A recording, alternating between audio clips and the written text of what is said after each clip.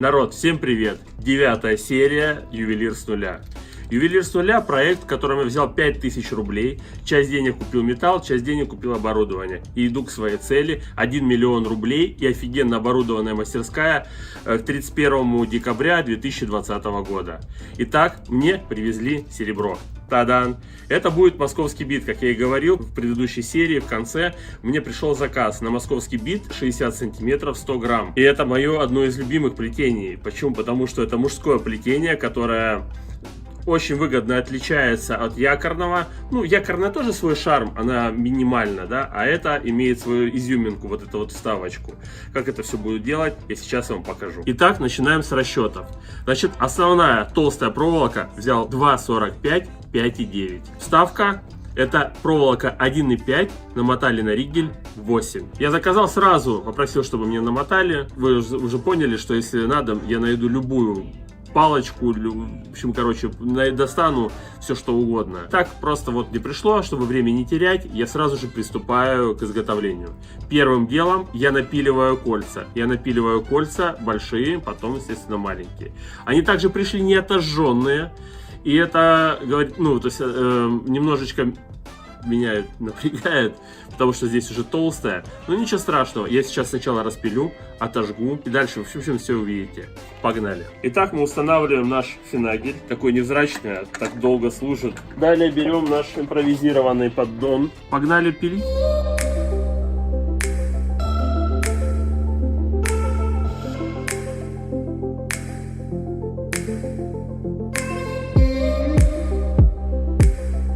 Затем, как вы распилите большие звенья, вот такие, вам нужно распилить маленькие. Погнали!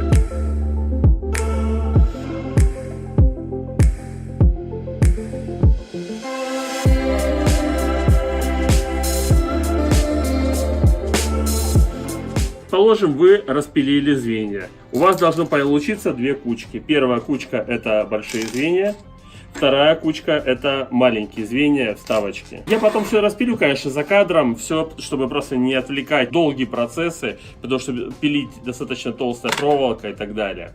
Итак, наша задача сейчас состоит в том, что нам необходимо, первое, отжечь вот эти колечки, одну часть свести, вторую часть развести.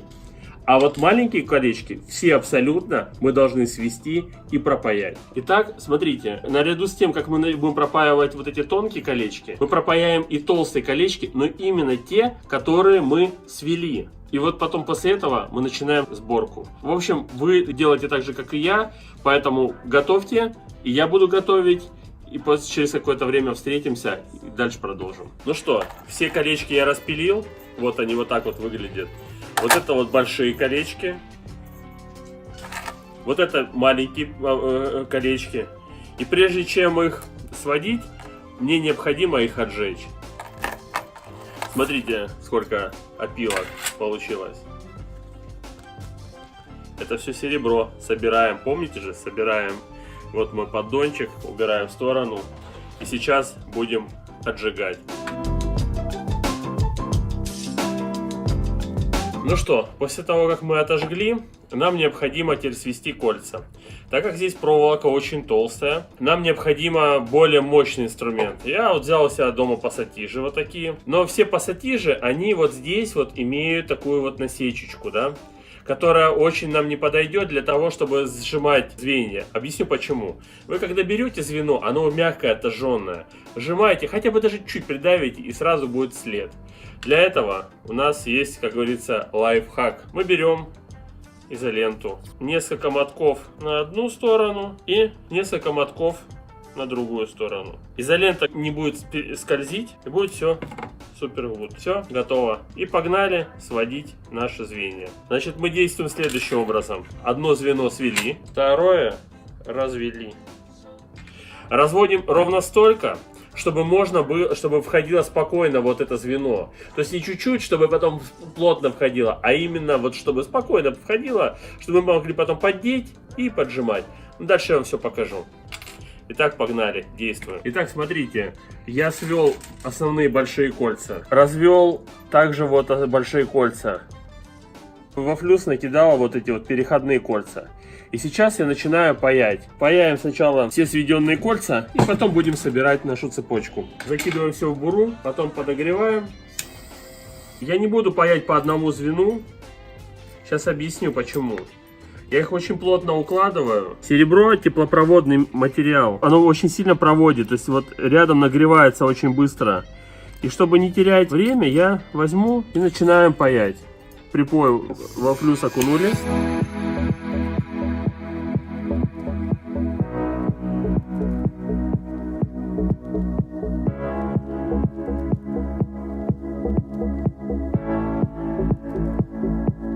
Многие пишут в комментариях, что невозможно этой горелкой паять.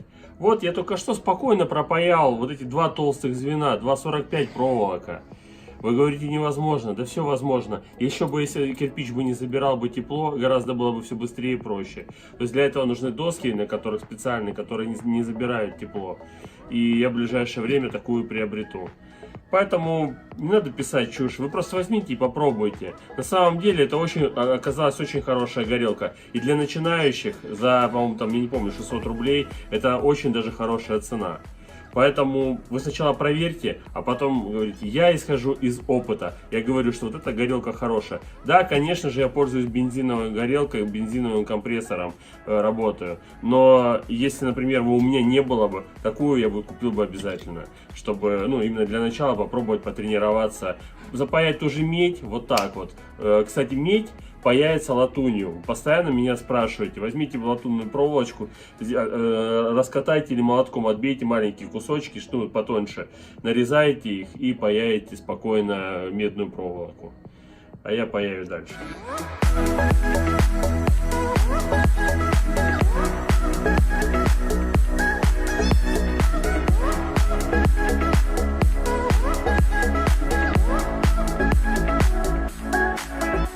И вот таким образом мы пропаиваем каждое звено.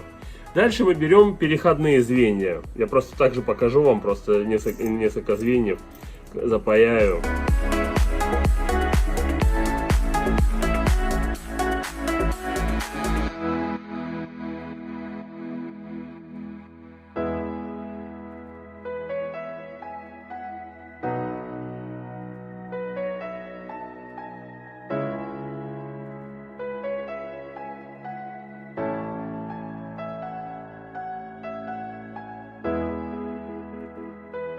И вот таким образом, сейчас я запаяю все эти звенья.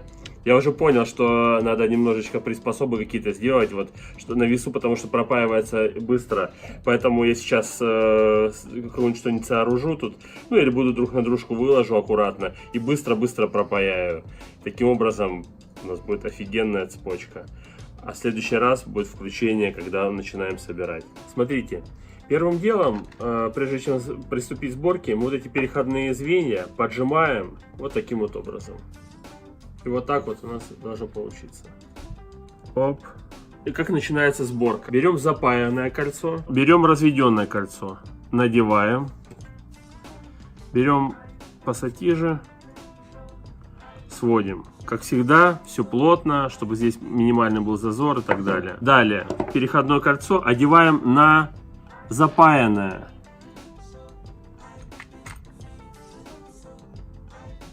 Фиксируем разведенным и одеваем запаянное.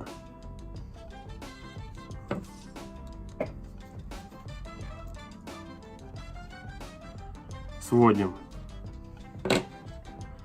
Получается вот такая вот конструкция. После того, как мы соберем цепочку, она такая будет похожа на рыбий скелет, мы пропаяем вот эти звенья через один, получается. И все. И у нас получится цепочка. Я пока собираю.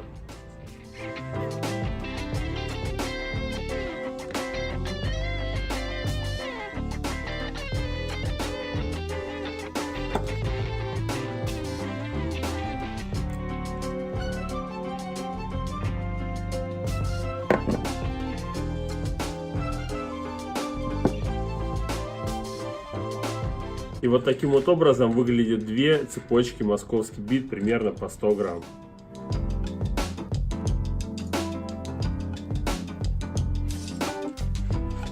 теперь я должен запаять вот эти вот звенья, просто которые не пропаяны, через один.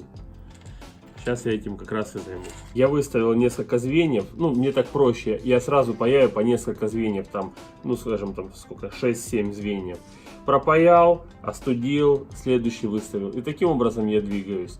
Ну, а там вы выберете сами, как вам удобнее. Я начинаю паять.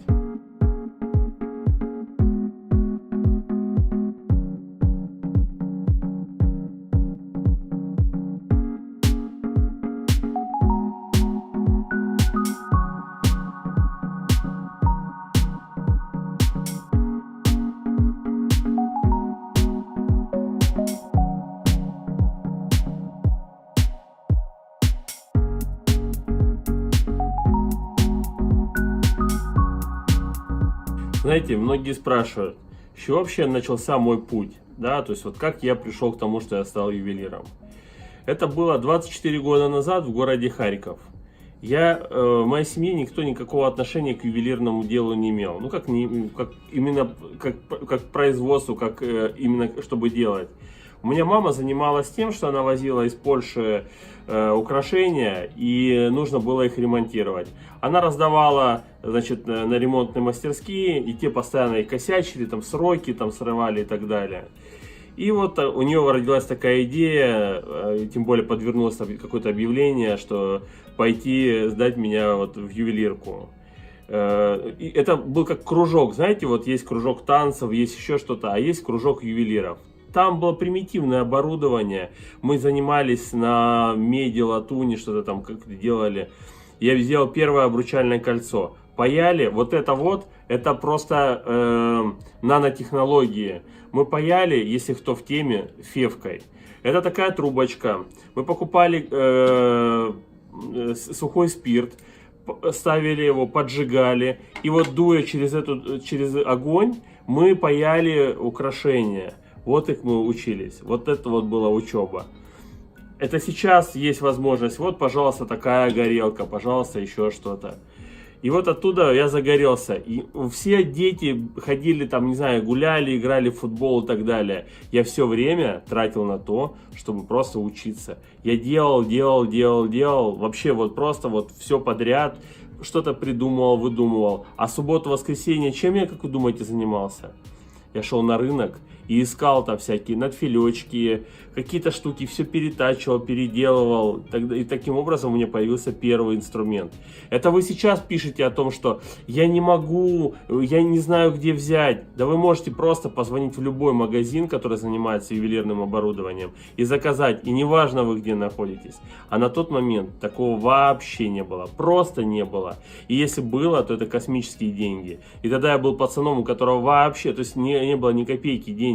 И я умудрялся там всяких завтраков и так далее, собирать деньги и покупать. И вот мой вклад в ювелирное свое искусство, оборудование. Дальше же я просто развивался и делал, брал какие-то заказы. Сначала несложные. Конечно же, я косячил, конечно же, у меня были проблемы, то есть, например, там мне дали камень, такой вот красный рубин, и мне сказали, что это рубин, это там какая-то голубинная кровь, а это обычный корунт. Я сейчас это понимаю, и я просто потерял этот камень, и у меня там были проблемы, решили, короче говоря, мои родители помогли, там, спасибо им огромное. Я прошел очень серьезный путь. И чем я только не занимался, я и делал и кольца, и серьги, и все. Мы делали серьги вручную. Нам приходили заготовки, и мы полностью вот эти швензы делали и так далее. И швензы мы не отливали, нифига, полностью швензы делали вручную. Это все тоже умею делать.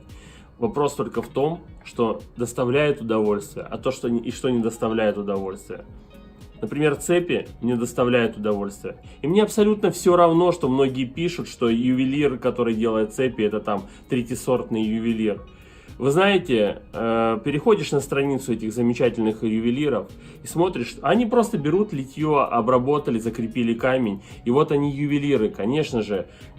И я им не чита абсолютно, я же третий сорт, который плавит, полностью делает проволоку с начала до конца. Сделайте хорошую для начала проволоку, покажите. Он кучу изделий, после вот этой рубрики про переделку, очень много мне скидывают фотографий украшений. Так что, ребят, как я и говорю, будьте чуточку добрее. А это вот мой путь ювелира. Если хотите, если вам нравится мой рассказ, я вам также периодически в эту серию буду вставлять какие-нибудь интересные истории. У меня их очень полно. И как меня кидали здесь в Москве, и как я набрался заказов и там и вовремя не смог выполнить. Тогда были 90-е годы. Это сейчас там все гораздо проще, а тогда могли голову оторвать. Так что вот такие вот у меня были условия по обучению. Напишите в комментариях, что вы думаете. Это вот моя жизнь. И вот так я начинал свой путь. Итак, смотрите, мы пропаяли цепочку полностью. Теперь у нас все звенья спаяны. И наша задача теперь вот эти маленькие вставочки загнуть. Загнуть вот таким вот образом, чтобы они все были вот так вот. Каким образом это можно сделать? Я беру вот с закругленными, вот как раз мне очень помогут. Если у вас прямые, тоже нормально. Вы берете вот так прям посередине, поджимаете. И потом берете плоскогубцами, зажимаете и тянете на себя. И оно потихоньку у вас начинает вот так вот сдавливаться. Потом подводите и раз, и все. И вот так получается. Еще раз, пополам надавили.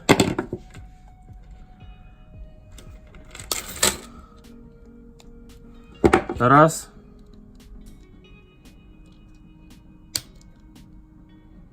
Свели. Все. Даже если у вас вот эти не очень плотно легли сейчас, то есть вот разжаты больше, не очень ничего страшного. Вы когда сейчас будете в вальцах протягивать, прокатывать, вы увидите, они все станут на свои места и все будет хорошо. Так что теперь задача сейчас именно поджать вот эту всю цепочку, пройти. Здесь две цепочки, одна как раз заказанная, вторая цепочка это которая просто выставлю на продажу. В общем, смотрите, все я зажал. На кончик прицепил медную проволоку с одной стороны, с другой стороны. Вот так это сейчас все выглядит. И теперь наша задача сделать овальные большие звенья и вот эти вот маленькие звенья, чтобы зафиксировались. Каким образом я это буду делать? Вообще, по-хорошему, конечно, был бы у меня цайзинг, сейчас бы прям дернул, все, вообще никаких проблем нет. Но цайзинга нету, поэтому у нас есть вальцы. Сначала я катаю через вальцы, потом я тяну через вальцы. Поняли? Катаем, потом тянем. Сейчас покажу как. У нас получается две стороны. Одна сторона, одна грань, вторая грань. Сначала мы прокатываем по одной грани, потом прокатываем по второй грани. И посмотрим, что получится.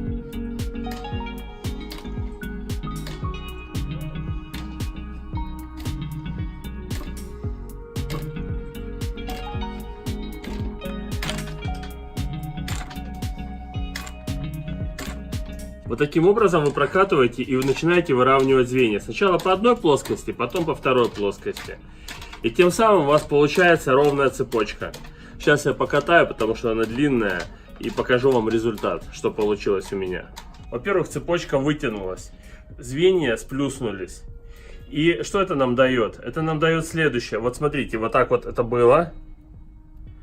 Вот так вот это стало. Сейчас я прокатаю по этой плоскости.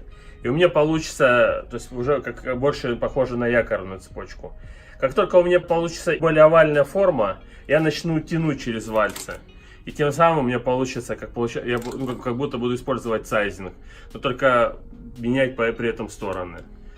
Я тяну, равняю цепочку. А вы тоже там займитесь делом. Попаяйте лучше, тренируйтесь. Повторение, мать учения.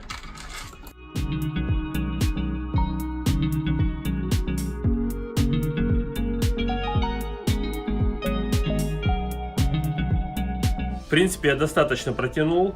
Вот так вот получается. Даже появились уже кое-какие граньки. Сейчас будем запиливать. Сейчас я все подготовлю, потому что не все так просто. Толстая цепь.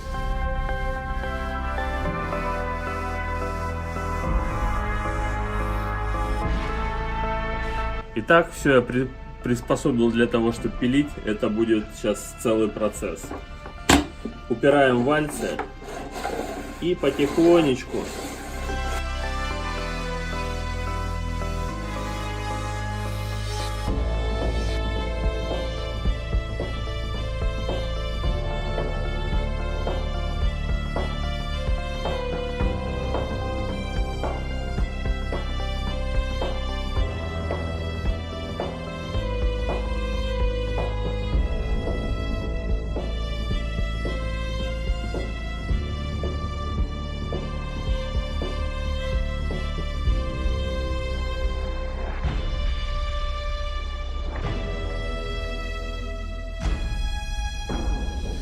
Смотрите, я запилил цепочку, очень много стружек, опилок, кстати, собираем, тщательно собираем.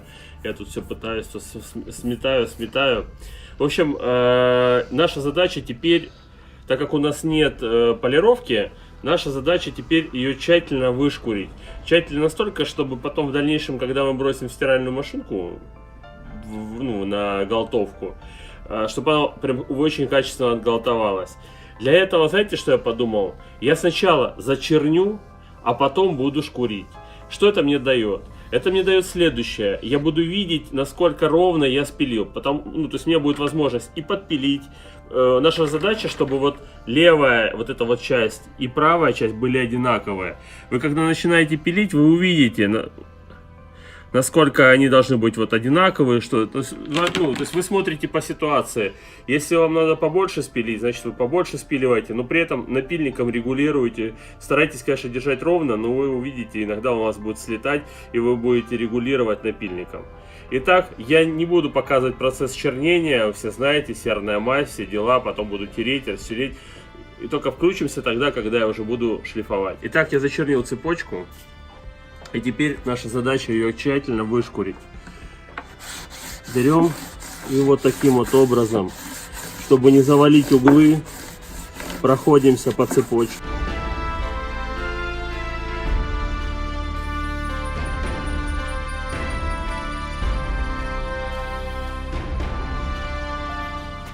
Вот смотрите, мы таким образом проходим все 4 стороны. Вот одну я прошел. Что это нам дает? У нас уменьшаются царапины, которые мы нанесли напильником.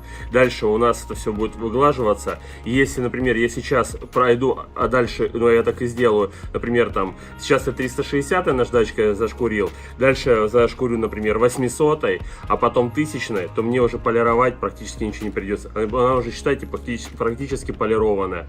Вы также можете накрутить картонку, намазать ее пастой Гоя или полировочной пастой и пройтись. Она уже у вас будет блестеть.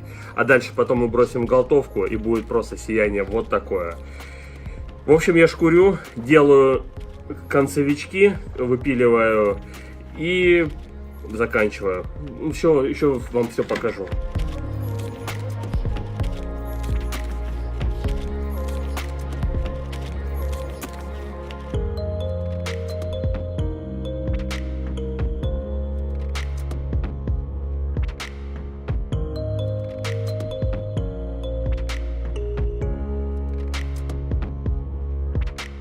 Я читаю комментарии, и один из комментариев, который мне действительно очень важный, это до какой степени шлифовать. Вот вы видите следы от напильника. Вот я сейчас начинаю шкурить. На самом деле какие-то риски вот эти вот от напильника уходят, а какие-то забиваются пылью. Так вот, как я вам рекомендовал бы сделать? Зашкурили всю цепочку, возьмите под краном или там в баночке, вот куда вы собираете опилки, помойте, высушите хорошенечко и посмотрите, остались ли риски или нет. Если нет, значит вы вышкурили хорошо. Нет, опять натягиваете и еще раз шкурите. Это поможет вам сделать качественные изделия. Я, собственно говоря, так и делаю. Но если я делаю в обычном режиме, то я беру в ультразвуке, помыл. Это очень быстро, получается, все поры выбивает, все сразу видно. Ну а сейчас я просто потом зашкурю, помою и так далее. На весу не рекомендую подобные цепи запиливать. Вы собьете грани, и у вас получится уже не четкая грань, которая, как вы любите называть, там некоторые, алмазная грань, а у вас получится уже такая зализанная, уже не очень красиво, красота цепи теряется. Шкурим дальше.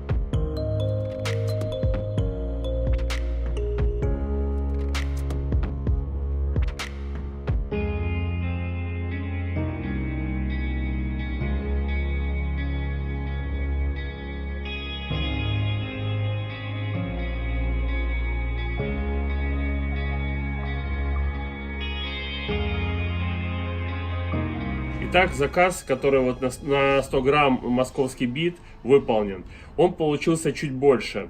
Почему? Потому что через сайзинг, у меня все расчеты, которые записаны, я не учел этот момент, они через сайзинг, то есть я всегда протягиваю. То есть если через сайзинг тянуть, то вот эти вот звенья были бы чуть-чуть более вытянутые. Соответственно, из-за вот того, что она была бы более вытянутая цепочка, и я бы выкусил бы больше, короче говоря, звеньев лишних.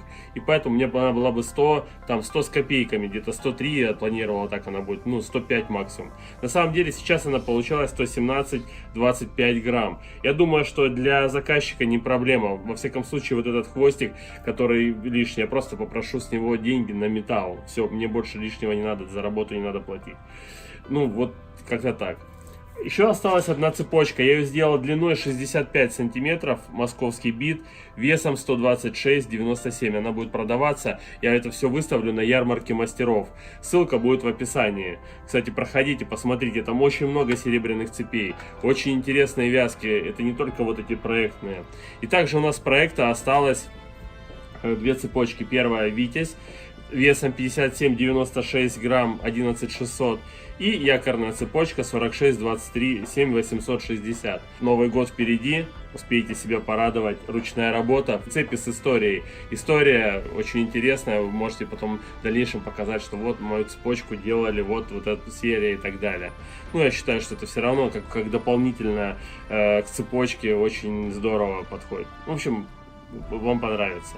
Итак, давайте теперь ваша любимая рубрика «Деньги». На конец предыдущей серии у нас было 30 565 рублей. Я приобрел металл 274,6 грамма за 17 850 рублей. Итого у нас в остатке 12 715. Дальше мне не хватило металла, я еще приобрел 20 грамм серебра, это 1300 рублей. Итого 11 415 рублей. По 250 рублей я купил два замка, минус 500 рублей. Итак, на конец этой серии у нас получается 3 цепочки, Витязь, якорь и московский бит, мощные, 10 915 рублей и 43 грамма серебра. Ну это все там вместе, припой, серебро, обкуски и так далее. А в следующей серии я выполню 3 заказа. Один, который очень интересный, но на мой взгляд, я думаю, что вам тоже понравится. Это королевский лисий хвост. Это собранный лисий хвост, но только с филигранью, то есть со вставками. Что это такое, вы увидите в следующей серии. Я надеюсь, что вам понравилась эта серия. Поставьте лайк, подпишитесь там, нажмите колокольчик. Ну, напишите, конечно же, комментарии, как понравилось, не понравилось, что бы изменить, что добавить, чего не хватает. А я иду к своей цели – 1 миллион рублей. И моя постоянная фраза – будьте чуточку добрее. Спасибо, с вами Маргун Ювелир. Пока.